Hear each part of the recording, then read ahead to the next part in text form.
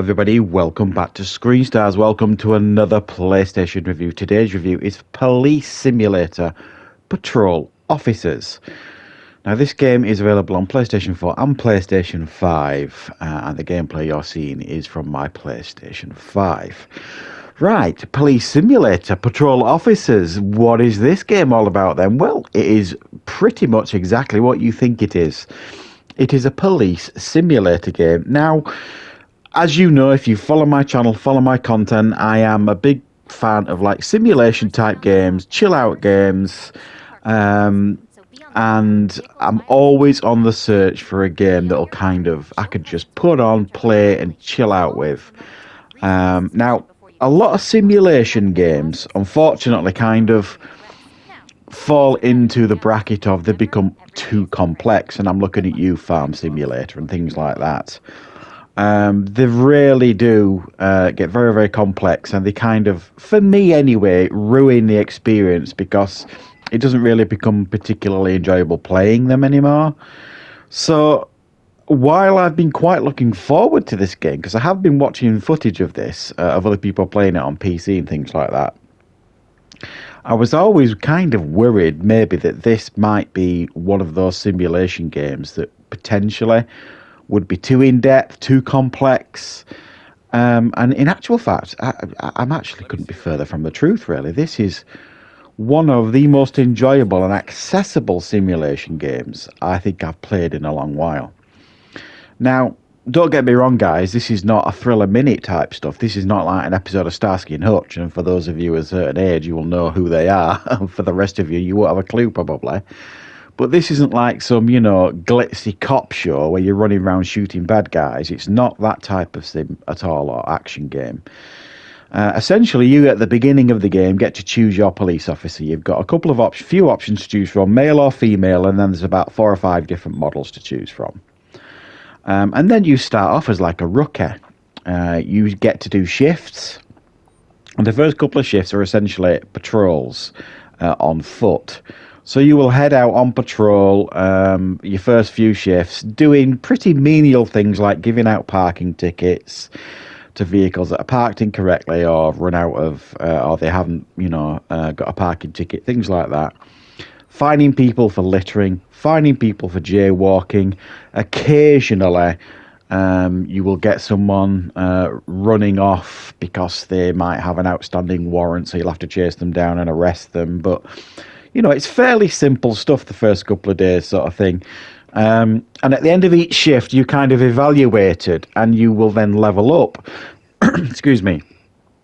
The more you level up, the more equipment you unlock, and the more call-outs you unlock. Now, the call-outs are essentially the people on the radio calling you up and saying, oh, there's been an accident, or this has happened, that's happened, can you get to the scene of the crime, sort of thing. So the more you level up, the more equipment you unlock for yourself. So one of the earliest things that you unlock is like a radar gun, so that you can kind of capture people speeding. There's a whole manner of equipment for you to unlock. You have a taser gun in case anyone flees. You have a sidearm as well. You've got flashlights. You've got a whole array of equipment to use. Now, after a couple of shifts, and the shifts can last anything from, I think it's around 25 minutes, and you can extend them up to about 60 minutes. So, they're not particularly short shifts, and you can make them as short as long as you want, really, I suppose. So you'll head out on shift, on foot or in your vehicle, and then the dynamic once you're in the vehicle of the game changes then quite a lot. Even though you can still do the same things that you were doing on foot, you can pull over at the side of the road anywhere you want and start checking people's if they park correctly, and you'll be told if someone's just littered, if someone's just jaywalked, all that kind of stuff. But generally speaking, when you're in your vehicle, you're looking for traffic violations, or you're scanning vehicles to see if they have an expired license plate. Or you're pulling over vehicles that have committed traffic offences, things like that. So you can use like your siren on your vehicle to pull over vehicles at the side of the road, And then you can kind of question them. So you initially, when you pull them over, you have to basically tell them why you've pulled them over, and generally speaking, you will know what that reason is, whether it be a traffic violation or license plates run out, something like that. And then you can then check their driving license and insurance. You can check their police computer as well to see if there's any outstanding warrants for them. And then you will also be given an indication by how they react to you. They may not give you eye contact. They may be acting nervously. They may have red eyes. The pupils may be dilated. So then you can essentially, you've got reason to search them. So you can ask them to exit the vehicle. They will walk to the side of the road, and then you can search them. Occasionally, as you can see here, if they've got something illegal or they've got something to hide, they'll run off. So you have to chase after them and taser them. Or essentially they will stop and give up eventually. Or if you suspect they may be, or you can smell alcohol, you can give them an alcohol test at the side of the road, or a drug test. And if it shows up positive, then you have to arrest them, and you get assistance backup to come out and take them back to the station. It's really cool. I mean, it's really fun. It never really gets old as well when you're doing all this sort of stuff. Some of them are very simple fines that you're giving people for traffic violations. Sometimes, if you search them or search the vehicle, you find something a little bit more illicit sort of thing going on. But it is really, really cool. Now, the downsides to the game, as you can see here, this is certainly one of them. It is very buggy. I went to the scene of an accident, and when you get to the scene of an accident, you have to interview everyone at the accident. And I couldn't interview this guy because this is where he turned up. He was clipped into this building site, and I couldn't get into the building site to interview him, take pictures of the car, or anything like that. So you're going to have to deal with quite a few bugs in this game. Unfortunately, it's not very polished. It does need a couple of patches, I would suggest.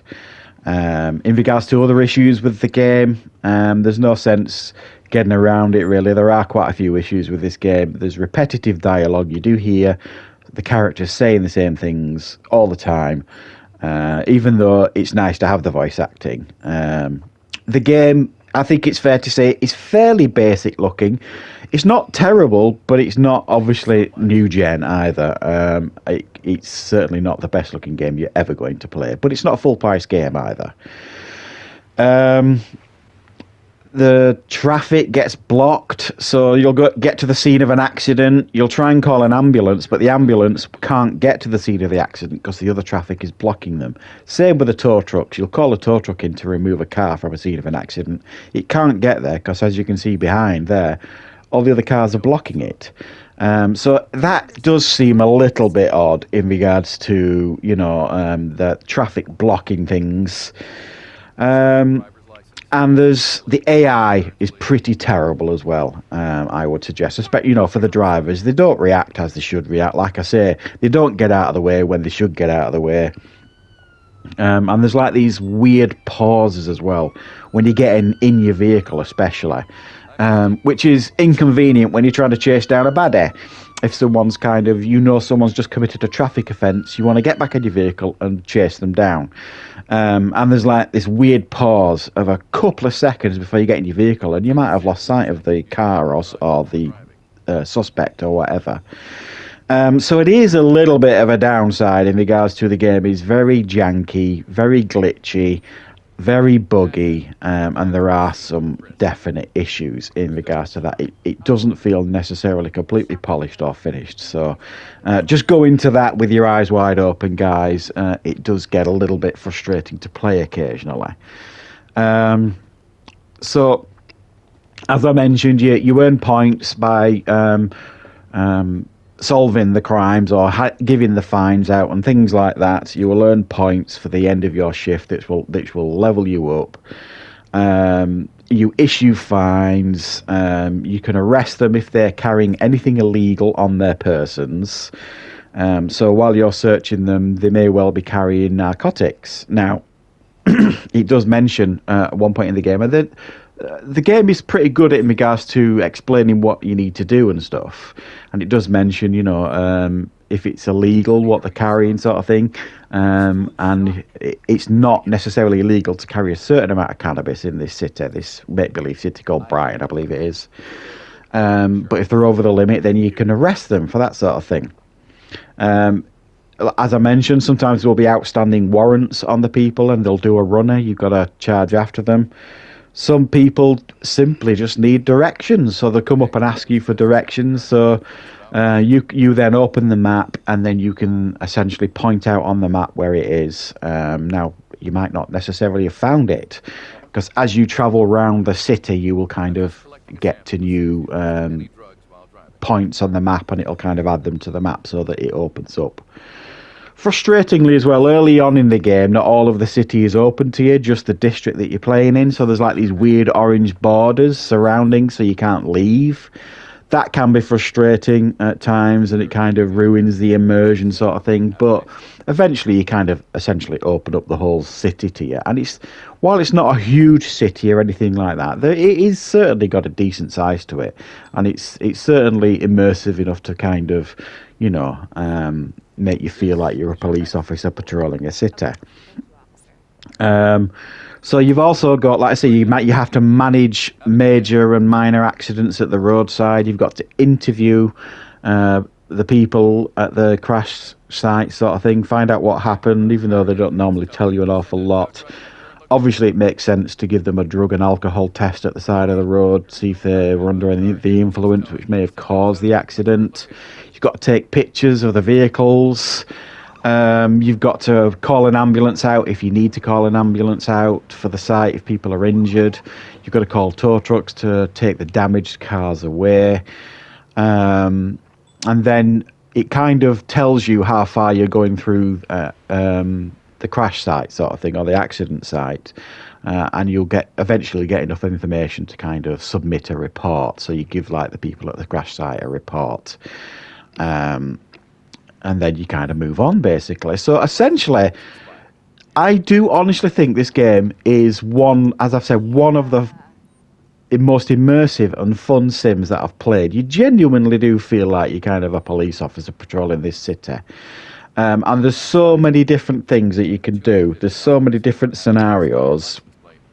I mean, it's crime-ridden, really, this city. It's quite comical, because most vehicles that you scan have either got, no insurance or a license plate, or most people that you check have got some kind of offences in the background, or they've got an ID that's out of date, or they've no insurance, or any number of things. At least 60% of the people in this city have got either some criminal past, or they're committing a crime. But obviously, they're trying to keep you busy and entertained while you're playing the game. So while it might not necessarily be realistic in that sense, at the end of the day, you've got to remember that you're playing a game. And I have to say, I'm not disappointed with this game. You do need to remember that it's not a full price game. So you can't necessarily expect AAA quality with this game. I have to say I'm really quite impressed with this game, but at the same time, it's also a game that you can't actively score highly because of the issues that I've mentioned. I do think there are too many issues really to say this game is really polished. I can't forgive some of the bugs in this game. They do get pretty annoying, but I'm also quite impressed with this game. If it was a bit more polished, this would be an easy 8 out of 10 from me. As it stands right now, it's a 7 out of 10. But I do think if it's a game that you think you're going to enjoy, then guys, I definitely would recommend that you go out and get this one, because honestly, I'm having a lot of fun with this one. So I hope you enjoyed this review. I hope you found it useful. I'll be back with more reviews and content on the channel very, very soon.